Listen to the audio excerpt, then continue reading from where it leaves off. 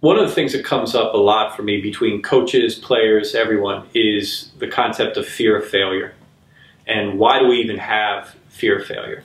And there's reasons behind it. The quick reasons is that a lot of times it's habit. It's just a habit. At some point in our life, something kind of threatened us for whatever reason, whether it was real fear, like when I hear barking dogs, I'll get anxiety, or I made a mistake at some point in my life and the reaction response from someone that I trusted, that I cared about, made me fear doing that again. But it became a habit. I don't think about it, it just became a habit.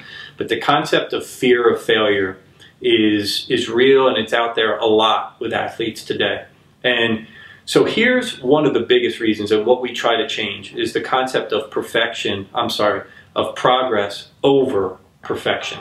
That progress is really what we're shooting for. And the reason that we don't want to be focused on perfection is because immediately perfection indicates that we know deep down we cannot achieve that, right? If you're playing a sport like basketball, whatever, there's football, baseball, soccer, tennis, there's so many other variables that are not within your control that we either consciously or even subconsciously recognize that perfection is actually unattainable. And the second that we recognize that that we're not going to be able to do it, what follows that? Which is doubt. Doubt creeps in. And when doubt creeps in, we begin to have that fear. Oh my gosh, I want to be perfect. I know I can't be perfect. Doubt is there. Now that fear is there. And when fear is there, we play not to make a mistake instead of to make a play. We play not to lose instead of I'm playing to win, to make a play.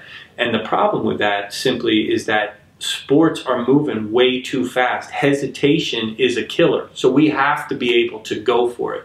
And the way that we're able to go for it is that our mind says, no, we're trying to become better. We're trying to go for it. We're going to try to make a proactive play instead of a reactive play. And we'll deal with it. As coaches, we should be telling our kids, go for the play. Don't be, I say, don't be reckless, be fearless. And there's a difference. Taking a good shot within our offense, no matter what time's left on the clock, no matter if we're down by one, up by one, if it's the right shot, be fearless, take the shot. Now, if you have a ball and it's a 1-on-3 break and you just go to the basket, that's reckless. So we have to understand the difference between that. But as coaches, we should put our players in position to understand the difference between fearless and reckless. And we should tell them, we want you to make the play. We want to be a team that makes plays. And with that that's progress. And we'll figure it out. Instead of be perfect, you got to make that shot. You have to make that play. We know that during the course of the game that's not going to happen, but that's where fear creeps in. The minute that we allow for doubt, that's what's going to happen. So it's about that doubt, that subconscious or conscious doubt that we can know because we already know we can't do what we're putting ourselves up against.